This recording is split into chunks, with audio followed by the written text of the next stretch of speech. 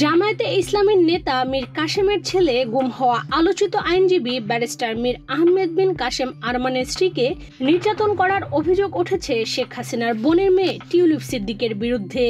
বুধবার ৮ জানুয়ারি ব্রিটিশ সংবাদ মাধ্যম ফিনান্সিয়াল টাইমসের এক প্রতিবেদনে এ তথ্য জানা গেছে। ফিনান্সিয়াল টাইমসের প্রতিবেদনে বলা হয়েছে ২০১৬ সালে নিখোঁজ হওয়া কাসেম আরমানের ব্যাপারে পরের বছর শেখ হাসিনার বোনের মেয়ে টিউলিপকে প্রশ্ন করেছিলেন ব্রিটিশ গণমাধ্যম চ্যানেল 4 এর এক সাংবাদিক। টিউলিপ যেহেতু ব্রিটেনের নাগরিক ও এমপি ছিলেন, তাই ওই সাংবাদিক মনে করেছিলেন হাসিনার কাছে একটি ফোন করলে আরমান হয়তো মুক্তি পেতে পারেন। ওই সাংবাদিকের প্রশ্নে ক্ষিপ্ত হন টিউলিপ এবং পরবর্তীতে তার ক্ষমতা ও প্রশাসনের অপব্যবহার করে উল্টো আরমানের স্ত্রীকে হেনস্থ করান বলে অভিযোগ উঠেছে। ফিনান্সিয়াল টাইমসকে ব্যারিস্টার কাসেম আরমান বলেছেন, চ্যানেল 4 প্রতিবেদনটি প্রকাশ করার কয়েক ঘন্টা আগে আইন শৃঙ্খলা রক্ষাকারী বাহিনী আমার বাড়িতে যায়, আমার স্ত্রীকে চুপ থাকতে বলে।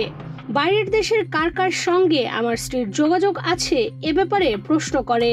তাকে এমনভাবে হেনস্থ করে যেন কোনো সন্ত্রাসীকে জিজ্ঞাসাবাদ করা হচ্ছে। ২০১৭ সালের ২৫ নভেম্বর চ্যানেল 4 এর সাংবাদিক টিউলিপ সিদ্দিকের কাছে যান।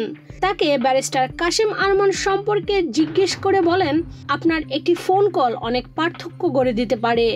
তখন ওই সাংবাদিকের ওপর চড়াও হন টিউলিপ। তিনি উল্টো ওই সাংবাদিককে প্রশ্ন করেন, আরমান কি তার সংসদীয় আসনের কেউ? তিনি কি ব্রিটিশ? জবাবে সাংবাদিক বলেন, আরমান বাংলাদেশি। তার পরিবার আপনার কাছে একাধিকবার অনুরোধ করেছে কিছু করার জন্য। তখন টিউলিপ বলেন, আপনি কি জানেন আমি ব্রিটিশ এমপি এবং আমার জন্ম লন্ডনে হয়েছে?